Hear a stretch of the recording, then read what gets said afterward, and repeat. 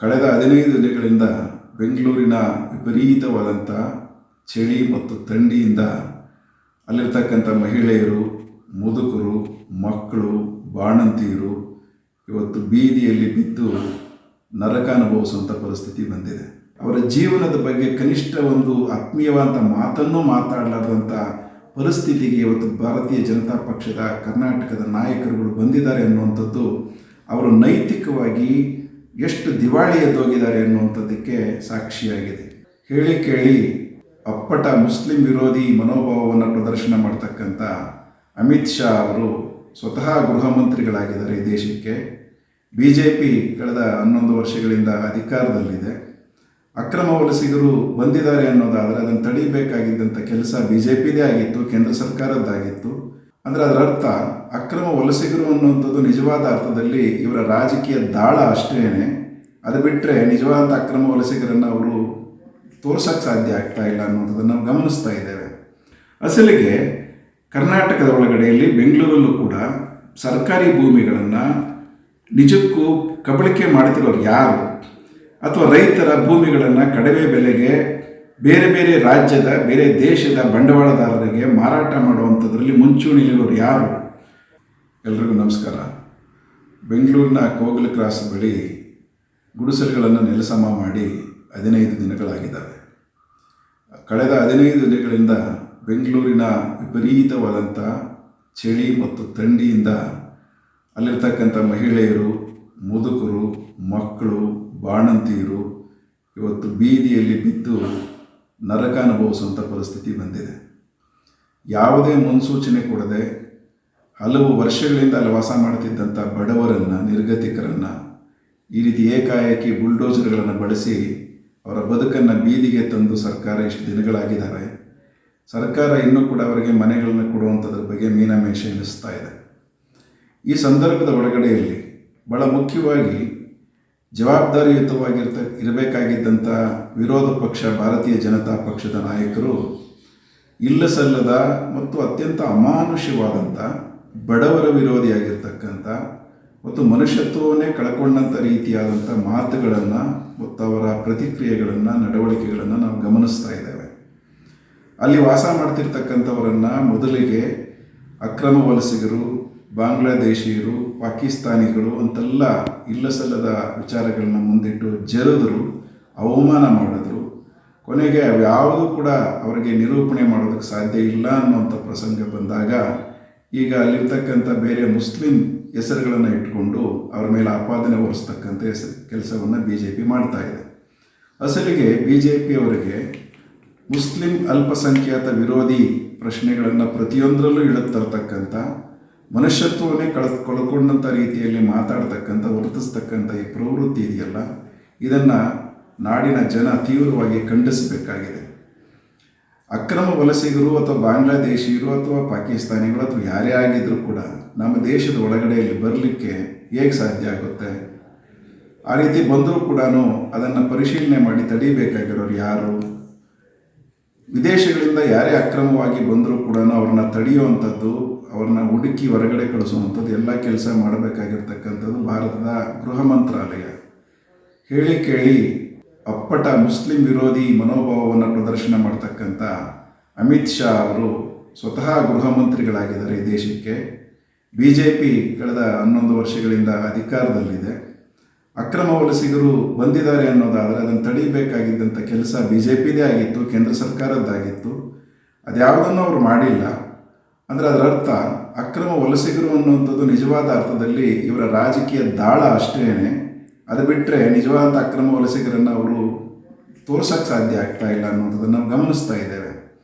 ಮತ್ತು ಭಾಳ ಮುಖ್ಯವಾಗಿ ಪಶ್ಚಿಮ ಬಂಗಾಳದಿಂದ ಅಥವಾ ಈಶಾನ್ಯ ರಾಜ್ಯಗಳಿಂದ, ಉತ್ತರ ಭಾರತದ ಹಲವು ಕಡೆಯಿಂದ ಬರ್ತಕ್ಕಂಥ ಬಂಗಾಳಿ ಮಾತಾಡುವಂಥ ಮುಸಲ್ಮಾನರನ್ನು ಇವರು ಬಾಂಗ್ಲಾದೇಶಿಯರು ಅಂತೇಳಿ ಅಪಪ್ರಚಾರ ಮಾಡಿ ಅವರಿಗೆ ದೇಶದ್ರೋಹದ ಪಟ್ಟ ಕಟ್ಟಿ ಅದರಿಂದ ರಾಜಕೀಯ ಬೇಳೆ ಬೇಯಿಸ್ಕೊಳ್ಬೇಕು ಅನ್ನುವಂಥ ಪ್ರಯತ್ನಗಳನ್ನು ಸತತವಾಗಿ ಮಾಡ್ತಾ ಇದ್ದಾರೆ.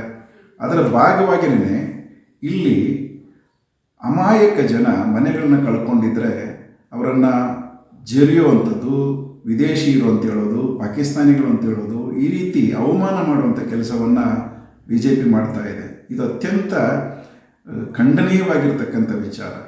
ಬಡವರು ಮನೆಗಳನ್ನು ಕಳ್ಕೊಂಡು ಬೀದಿಯಲ್ಲಿ ಬಿದ್ದಿದ್ರೆ, ಈ ಚಳಿ ಥಂಡಿಯಲ್ಲಿ ನರಳಾಡ್ತಾ ಇದ್ದರೆ, ಅವರ ಬಗ್ಗೆ ಒಂದು ಕನಿಕರದ ಮಾತು ಇರಲಾರ್ದೇ, ಅವರ ಜೀವನದ ಬಗ್ಗೆ ಕನಿಷ್ಠ ಒಂದು ಆತ್ಮೀಯವಾದ ಮಾತನ್ನೂ ಮಾತಾಡಲಾರ್ದಂಥ ಪರಿಸ್ಥಿತಿಗೆ ಇವತ್ತು ಭಾರತೀಯ ಜನತಾ ಪಕ್ಷದ ಕರ್ನಾಟಕದ ನಾಯಕರುಗಳು ಬಂದಿದ್ದಾರೆ ಅನ್ನುವಂಥದ್ದು ಅವರು ನೈತಿಕವಾಗಿ ಎಷ್ಟು ದಿವಾಳಿ ಎದ್ದೋಗಿದ್ದಾರೆ ಅನ್ನುವಂಥದ್ದಕ್ಕೆ ಸಾಕ್ಷಿಯಾಗಿದೆ.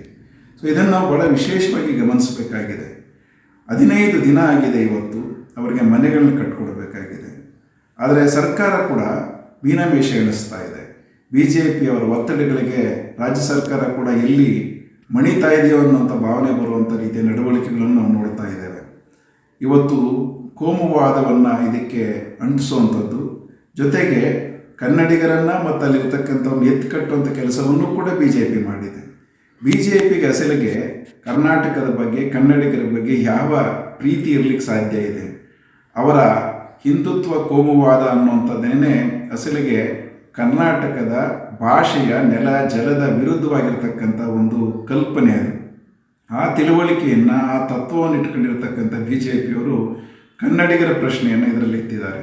ಅಸಲಿಗೆ ಇಲ್ಲಿ ಕನ್ನಡಿಗರ ಪ್ರಶ್ನೆಯೂ ಅಲ್ಲ, ಯಾವುದೇ ಧರ್ಮದ ಪ್ರಶ್ನೆಯೂ ಅಲ್ಲ ಇರತಕ್ಕಂಥದ್ದು. ಅಲ್ಲಿ ಮನುಷ್ಯತ್ವದ ಪ್ರಶ್ನೆ, ಮನುಷ್ಯರ ಪ್ರಶ್ನೆ ಇರಬೇಕಾಗಿರುವಂಥದ್ದು. ಮನುಷ್ಯತ್ವದ ಕಲ್ಪನೆಯನ್ನೇ ಕಳ್ಕೊಂಡಿರ್ತಕ್ಕಂಥ BJPಯ ನಾಯಕರುಗಳು ಮಾತ್ರ ಈ ರೀತಿ ನಡ್ಕೊಳ್ಳೋದಕ್ಕೆ ಸಾಧ್ಯ ಇದೆ ಅನ್ನೋದನ್ನು ನಾವು ಗಮನಿಸ್ತಾ ಇದ್ದೇವೆ. ಇದು ಅತ್ಯಂತ ಖಂಡನೀಯವಾಗಿರ್ತಕ್ಕಂಥ ವಿಚಾರ. ಅಸಲಿಗೆ ಕರ್ನಾಟಕದ ಒಳಗಡೆಯಲ್ಲಿ ಬೆಂಗಳೂರಲ್ಲೂ ಕೂಡ ಸರ್ಕಾರಿ ಭೂಮಿಗಳನ್ನು ನಿಜಕ್ಕೂ ಕಬಳಿಕೆ ಮಾಡ್ತಿರೋರು ಯಾರು? ಅಥವಾ ರೈತರ ಭೂಮಿಗಳನ್ನು ಕಡಿಮೆ ಬೆಲೆಗೆ ಬೇರೆ ಬೇರೆ ರಾಜ್ಯದ, ಬೇರೆ ದೇಶದ ಬಂಡವಾಳದಾರರಿಗೆ ಮಾರಾಟ ಮಾಡುವಂಥದ್ರಲ್ಲಿ ಮುಂಚೂಣಿಲಿರೋರು ಯಾರು? BJPಯ ನಾಯಕರುಗಳು ಶಾಮೀಲಾಗಿರ್ತಕ್ಕಂಥ ಬೇರೆ ರಾಜ್ಯದ ಬಂಡವಾಳದಾರರ ಕಥೆಗಳು ಎಷ್ಟು ಇಲ್ಲ ಕರ್ನಾಟಕದ ಒಳಗಡೆಯಲ್ಲಿ. ಕರ್ನಾಟಕದ ರೈತರನ್ನು, ಬಡವರನ್ನು ಬೀದಿ ಪಾಲು ಮಾಡಿರ್ತಕ್ಕಂಥ ಎಷ್ಟು ಪ್ರಕರಣಗಳಿಲ್ಲ. ಹೀಗಾಗಿ ಇವರಿಗೆ ಭಾಷೆ ಅನ್ನುವಂಥದ್ದು ಬಂಡವಾಳದಾರರಿಗೆ ಕರ್ನಾಟಕದ ಭೂಮಿಯನ್ನು, ಕರ್ನಾಟಕದ ಜನರ ಬದುಕನ್ನು ಮಾರಾಟ ಮಾಡಲಿಕ್ಕಿರ್ತಕ್ಕಂಥ ಒಂದು ಆಯುಧ ಆಗಿದೆ ಅಷ್ಟೇ. ಆದ್ದರಿಂದ ಇವರಿಗೆ ಕರ್ನಾಟಕದ ಜನತೆಯ ಪ್ರಶ್ನೆಯೂ ಅಲ್ಲ, ಕನ್ನಡದ ಭಾಷೆಯ ಪ್ರಶ್ನೆಯೂ ಅಲ್ಲ, ಯಾವ ಪ್ರಶ್ನೆಯೂ ಇದರಲ್ಲಿ ಅಡಕ ಆಗಿಲ್ಲ. ಕೇವಲ ಮತೀಯ ದ್ವೇಷವನ್ನು ಹೆಚ್ಚು ಮಾಡೋದ್ರ ಮುಖಾಂತರವಾಗಿ ರಾಜಕಾರಣವನ್ನು ಮಾಡಬೇಕು ಅನ್ನುವಂಥ ಕೆಳಮಟ್ಟದ ಒಂದು ಯೋಚನೆ ಬಿಟ್ಟರೆ BJPಯ ಇವತ್ತಿನ ಈ ಕೋಗಿಲು ವಿಚಾರದಲ್ಲಿನ ಮಧ್ಯಪ್ರವೇಶಕ್ಕೆ ಬೇರೆ ಯಾವ ಅರ್ಥವೂ ಇಲ್ಲ. ಆದ್ದರಿಂದ ರಾಜ್ಯದ ಜನತೆಯಲ್ಲಿ CPM ಪಕ್ಷ ವಿನಂತಿ ಮಾಡಿಕೊಳ್ಳೋದೇನಂತಂದರೆ, CPM ಈ ವಿಚಾರದ ಒಳಗಡೆಯಲ್ಲಿ ಮಧ್ಯಪ್ರವೇಶ ಮಾಡಿರ್ತಕ್ಕಂಥದ್ದು ಕೇವಲ ರಾಜಕೀಯ ಕಾರಣಕ್ಕಾಗಿ ಅಂತೇಳಿ ಅವರು ಪ್ರಚಾರ ಮಾಡೋ ರೀತಿಯಲ್ಲ. ಬದಲಿಗೆ ಎಲ್ಲೇ ಬಡವರಿಗೆ, ಎಲ್ಲೇ ನಿರ್ವಸತಿಕರಿಗೆ ಅನ್ಯಾಯ ಆದಾಗ ಅವರ ಜೊತೆಯಲ್ಲಿ CPM ನಿಲ್ಲುತ್ತೆ. ಈ ಹಿಂದೆಯೂ ಇಂಥ ಹಲವಾರು ಸಂದರ್ಭಗಳಲ್ಲಿ CPM ಪಾರ್ಟಿ ಇಂಥ ಬಡವರ ಜೊತೆಯಲ್ಲಿ ನಿಂತಿದೆ. ಕರ್ನಾಟಕದ ಬೇರೆ ಬೇರೆ ಭಾಗಗಳಲ್ಲಿ ಇಂಥ ಅಮಾಯಕರ, ಅನ್ಯಾಯಕ್ಕೊಳಗಾದವರ ಪರವಾಗಿ ನಿಂತಿದೆ. ಇಡೀ ದೇಶದ ಒಳಗಡೆಯಲ್ಲಿ ಎಲ್ಲ ಕಡೆಗಳಲ್ಲೂ ಇಂಥ ಜನರ ಜೊತೆಯಲ್ಲಿ CPM ನಿಂತಿದೆ, ನಿಲ್ಲುತ್ತೆ, ಮುಂದೆನೂ ನಿಲ್ಲುತ್ತೆ ಅನ್ನುವಂಥದ್ದನ್ನು ಬಹಳ ಸ್ಪಷ್ಟವಾಗಿರೋದಕ್ಕೆ ಬಯಸ್ತೀವಿ. ನಾವು ಕೇಳೋದಿಷ್ಟೇ, ಅಲ್ಲಿ ವಾಸ ಮಾಡ್ತಿದ್ದಂಥವ್ರನ್ನ ಅಮಾನುಷವಾಗಿ ಅವ್ರ ಮನೆಗಳನ್ನು ನಾಶ ಮಾಡಿ ಅವ್ರ ಬದುಕನ್ನು ಬೀದಿಗೆ ತಂದಿರತಕ್ಕಂಥದ್ದು ಸರ್ಕಾರದ ಹೊಣೆಗಾರಿಕೆ ಇದೆ. ಆದ್ದರಿಂದಾಗಿ ಅವರಿಗೆ ತುರ್ತಾಗಿ ಅವರ ಜೀವನವನ್ನು ಕಟ್ಕೊಳ್ಳಿಕ್ಕೆ, ಅವರು ನೆಮ್ಮದಿಯಾಗಿ ಬದುಕಲಿಕ್ಕೆ ಒಂದು ನಿವೇಶನ, ಮನೆ ಅನ್ನುವಂಥದ್ದು ಬಹಳ ಮುಖ್ಯ ಆಗ್ತದೆ. ಸರ್ಕಾರ ಘೋಷಣೆ ಮಾಡಿರ್ತಕ್ಕಂಥ ರೀತಿಯಲ್ಲಿ ಅವರೆಲ್ಲರಿಗೂ ಕೂಡ ಮನೆಗಳನ್ನು ಕೊಡಲಿಕ್ಕೆ ಬೇಕಾಗಿರ್ತಕ್ಕಂಥ ಕ್ರಮಗಳನ್ನ ತುರ್ತಾಗಿ ತಗೋಬೇಕು. BJPಯವರ ಒತ್ತಡಗಳಿಗೆ ಮಣಿಬಾರದು ಮತ್ತು ಅದನ್ನು ಒಂದು ಮನುಷ್ಯತ್ವದ ಪ್ರಶ್ನೆಯಾಗಿ, ಮಾನವೀಯ ಪ್ರಶ್ನೆಯಾಗಿ, ಅವರ ಬದುಕಿನ ಪ್ರಶ್ನೆಯಾಗಿ, ಅವರ ಜೀವನವನ್ನು ನಡೆಸಲಿಕ್ಕೆ ಬೇಕಾಗಿರತಕ್ಕಂಥ ಸಂವಿಧಾನದ ಮೂಲಭೂತ ಹಕ್ಕಿನ ಪ್ರಶ್ನೆಯಾಗಿ ರಾಜ್ಯ ಸರ್ಕಾರ ಅದನ್ನು ಪರಿಗಣಿಸಬೇಕು. ಈ ಹಿನ್ನೆಲೆ ಒಳಗಡೆಯಲ್ಲಿ CPM ಪಕ್ಷ ಒತ್ತಾಯ ಮಾಡುವಂಥದ್ದು, ಸರ್ಕಾರ ತುರ್ತಾಗಿ ಕ್ರಮ ತಗೋಬೇಕು, ಅವ್ರನ್ನ ಇನ್ನೂ ಹೆಚ್ಚಿನ ಕಾಲ ಬೀದಿಯಲ್ಲಿ ಬಿಡಬೇಡಿ. ಅಂಥ ಸಂದರ್ಭ ಬಂದರೆ ಕರ್ನಾಟಕದ ಎಲ್ಲ ಬಡವರನ್ನ ಸೇರಿಸ್ಕೊಂಡು ಅವರಿಗೆ ನ್ಯಾಯ ಕೊಡಬೇಕು ಅನ್ನೋಂಥ ಹೋರಾಟವನ್ನು ನಡೆಸಲಿಕ್ಕೂ ಕೂಡ ನಾವು ಯೋಚನೆ ಮಾಡ್ತೇವೆ. ಸರ್ಕಾರ ಆರಂಭದಲ್ಲಿ ಸಕಾರಾತ್ಮಕವಾಗಿ ಪ್ರತಿಸ್ಪಂದಿಸ್ತು, ಆದರೆ ಈಗ ಅದು ನಿಧಾನ ಮಾಡ್ತಿದೆ, ಇಲ್ಲದಂಥ ಕಾರಣಗಳನ್ನು ಹುಡುಕ್ತಾ ಇದೆ. ಅವೆಲ್ಲವನ್ನು ಕೈಬಿಟ್ಟು ಎಲ್ಲ ಬಡವರಿಗೆ ನ್ಯಾಯ ಕೊಡ್ತಕ್ಕಂಥ ಕೆಲಸವನ್ನು ಮಾಡಬೇಕು. ಆ ನಿಟ್ಟಿನಲ್ಲಿ ರಾಜ್ಯ ಸರ್ಕಾರಕ್ಕೆ ನಾವು ಒತ್ತಾಯ ಮಾಡ್ತೇವೆ. BJPಯ ಈ ಜನವಿರೋಧಿಯಾಗಿರ್ತಕ್ಕಂಥ ಕೋಮುವಾದದ ವಾಸನೆ ಹೊಡೆಯುವಂಥ ಅವರ ಒತ್ತಡಗಳಿಗೆ ಮಣಿಬಾರದು ಅನ್ನುವಂಥ ಅಂಶವನ್ನು ಈ ಸಂದರ್ಭದಲ್ಲಿ ನಾನು ಹೇಳಕ್ಕೆ ಬಯಸ್ತೇನೆ.